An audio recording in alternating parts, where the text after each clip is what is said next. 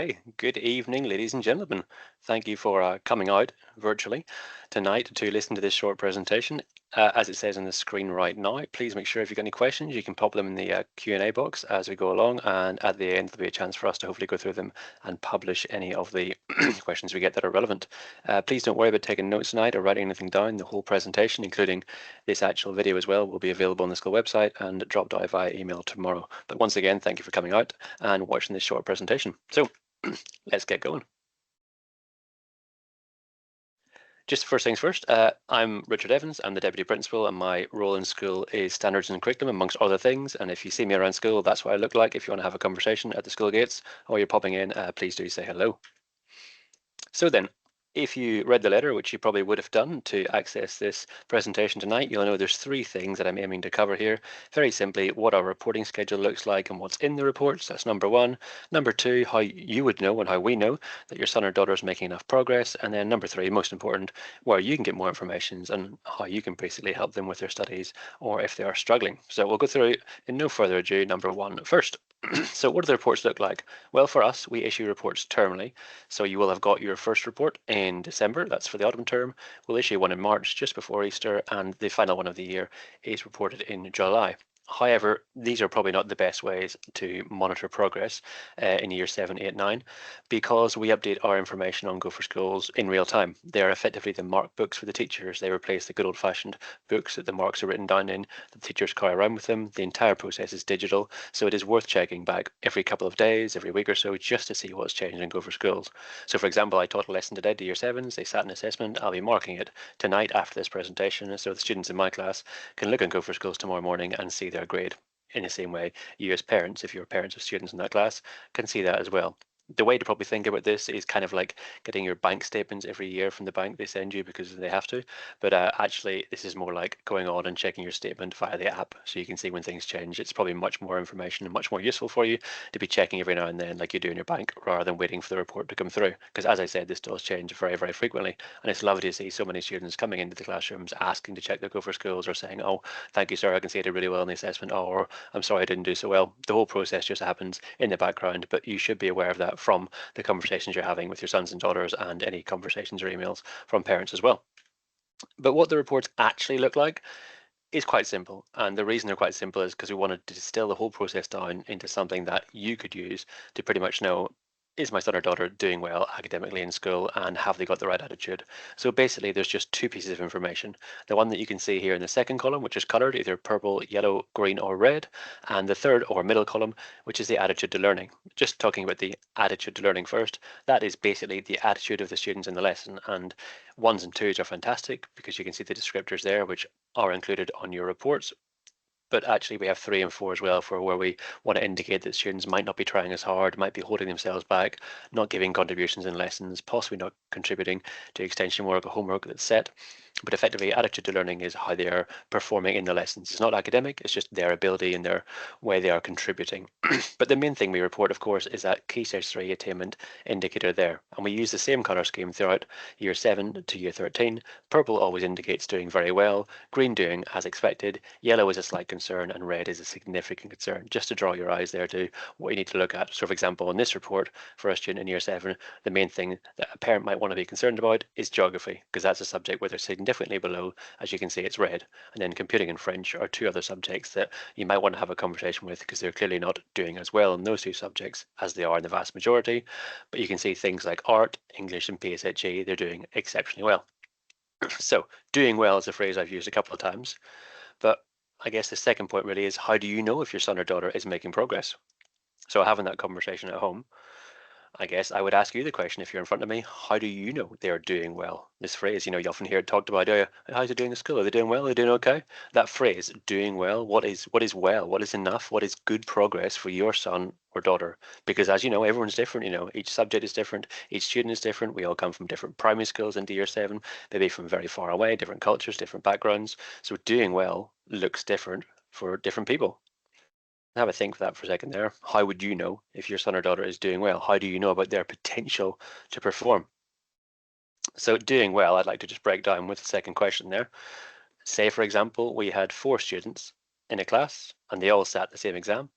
The first student came out with 10 marks out of 60. Another student got 30 marks out of 60. Another student in the class, another random student, 59 out of 60, so just dropped 1 mark. Those are 3 different scores, but for 3 different students, we don't really know if that is good for them or not. It could be a subject they struggle with, it could be a subject they're very passionate about, or something they miss some content, or they're really engaged with.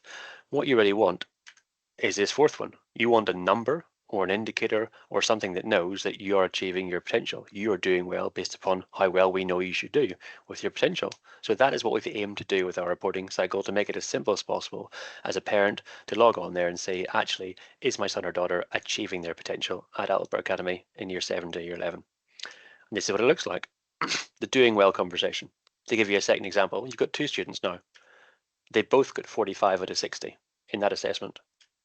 The one on the left, they've struggled a lot at primary school, didn't do so well in SATs, finds school hard, maybe hasn't had a good transition.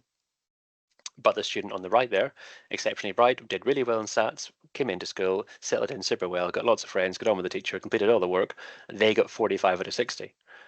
Which student really is doing well there? Is it the student on the right? Is that well enough for her? Or the student on the left? Is that a fantastic score because actually they've struggled in the past? We need to find a way to know, actually, regardless of what score, what percentage, what assessment objective, what performance criteria we have, we need to distill that down into something that says, for each student, is that good enough? Is that their potential? Do we know basically how well it is?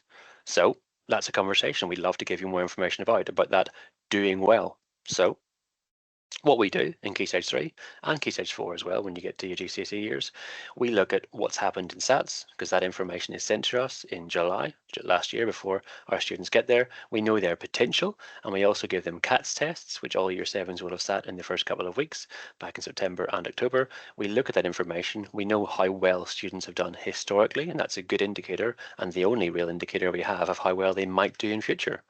So it gives us an indication as a school that level of attainment that they're potentially able to replicate. So we know if someone's done super well in SATs in year 6, there's a good chance they'll do super well in year 7, 8, and 9. Or we know if a student has struggled to cover all the content, possibly at SATs, and not done as well, say in maths or English or reading or writing or one of the assessments, we know that actually they might maybe need to achieve a few marks less to be doing well, with the bars a little bit lower for them because we know they haven't replicated that level of attainment. So we know how well your son or daughter should do, and we set targets based upon that. It's the exact same thing we do, and all schools across the country do, to set targets for GCSEs. So that same information that's used for Key Stage 2 SATs to make these targets in year 7 is used when they get to year 10 as well. That's what all schools across the country do, and it's how the government measure whether or not a school is doing well in terms of how much value and ability we add to our students for them to achieve their potential. So that's just how it works for us. We use that information, issue targets in the background, and then let you know as parents if that is doing well. So to go back to that previous slide, you have these 2 students. They have that 45 out of 60 mark. One struggled, one did really well.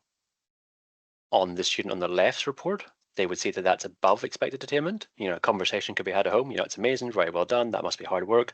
You've clearly excelled. You've gone above and beyond. Things are working well. That's really good for you.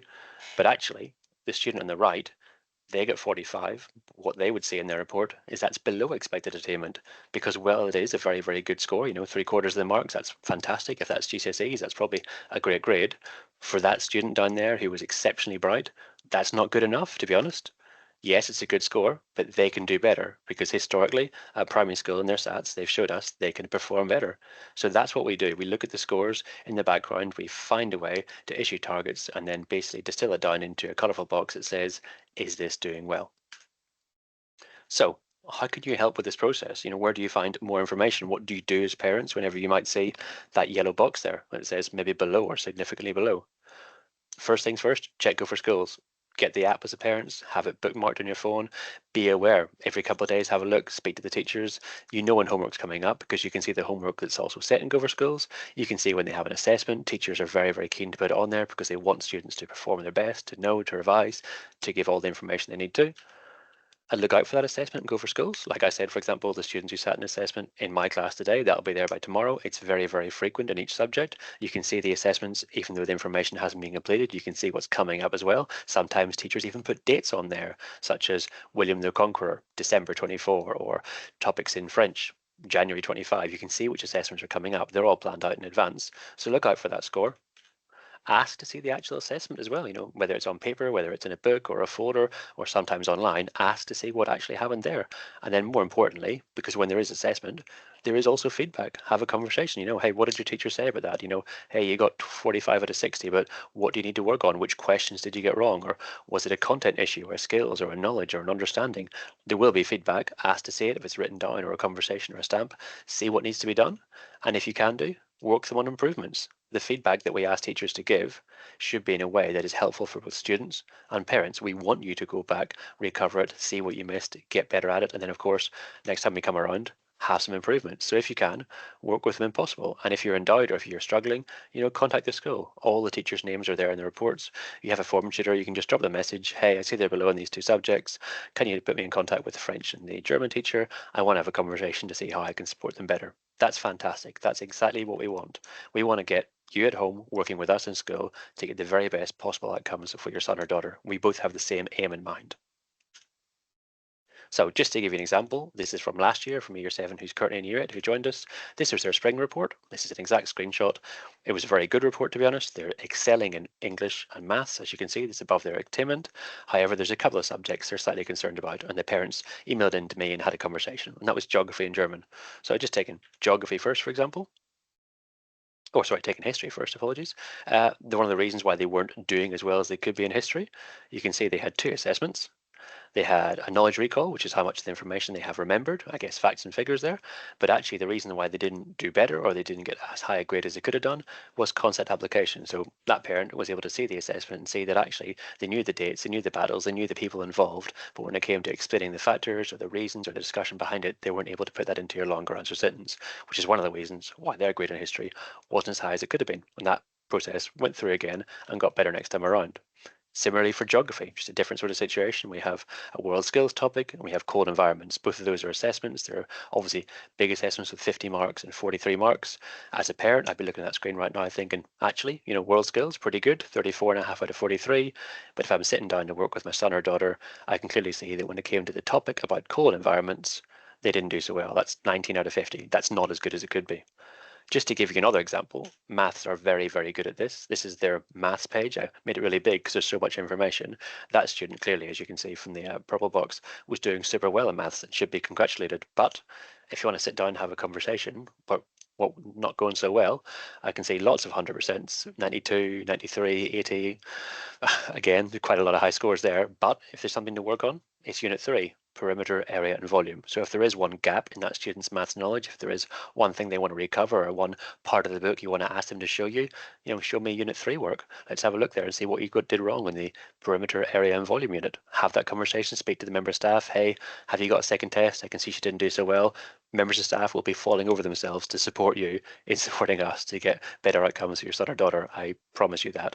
All the information is there. You can see in some of the assessments, like for geography, for example, you can see, as I mentioned before, all the previous assessments and current ones and ones that are yet to happen because they haven't got grades. So you can see whenever a member of staff might say, don't forget your energy use assessment is coming up, you can get ready for the grade, you can ask them to see their revision, you can see their homework on Go for Schools, and if possible, support them in revising for it. It's as simple as that. We want to put as much information in your hands at your fingertips as we can possibly do because it can only be helpful for us. There is something called a C grade in the background that I just want to kind of draw attention to only because it's what we do in school.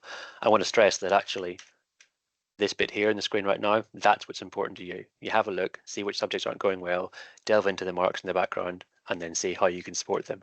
But for us as teachers, we needed to have something that we can draw all the subjects together.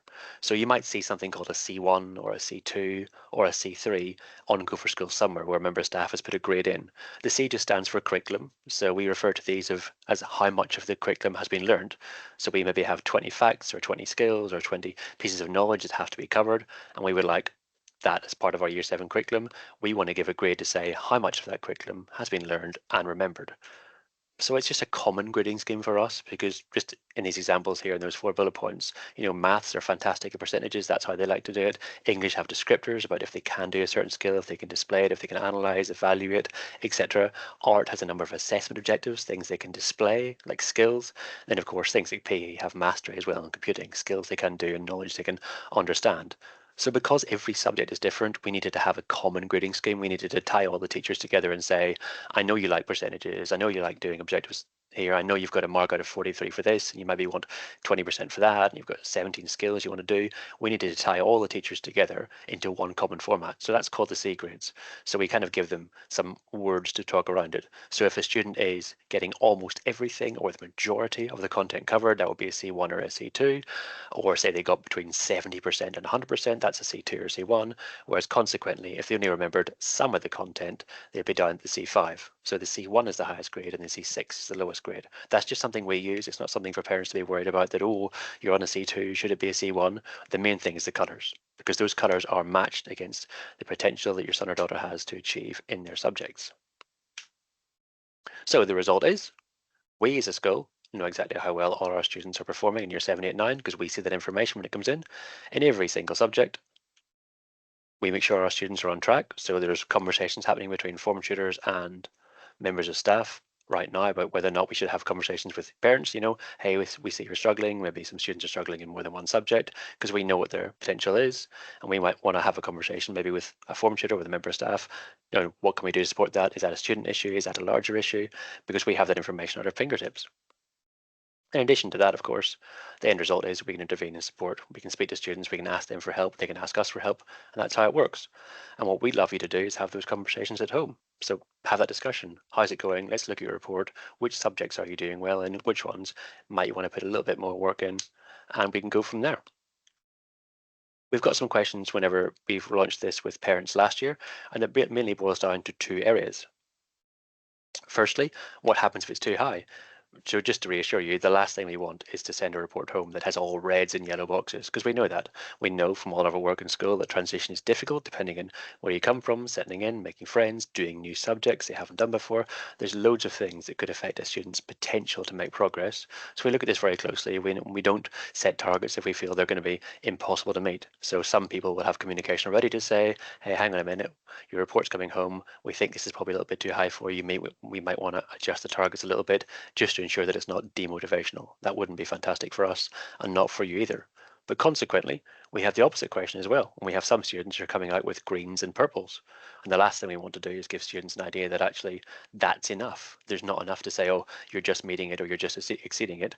Can we increase the targets? And sometimes we do. There's been a couple of students that we've had to increase targets with already because they struggled a little bit with SATs, but they've flourished since they've got to secondary school. They're doing fantastically well. And we need to make sure that we are, well, keeping them on the boil, to be honest. So sometimes we look at the targets and we increase them as well. And that's just as common as increasing as they are decreasing. It's as simple as that. But if you have any questions or anything else, please do pop them into the chat right now, and I will be happy to either answer them here or via an email that's going to come out with the recording of this event. But thank you for listening. If you have no questions and you've enjoyed the presentation, please do give us a thumbs up and maybe say hello when you're around school. This full presentation will come out and all the questions that have been asked as well. So otherwise, thank you very much for listening. Enjoy the rest of your evening, and I look forward to seeing you around school either for parents' evening or any other functions. Good night.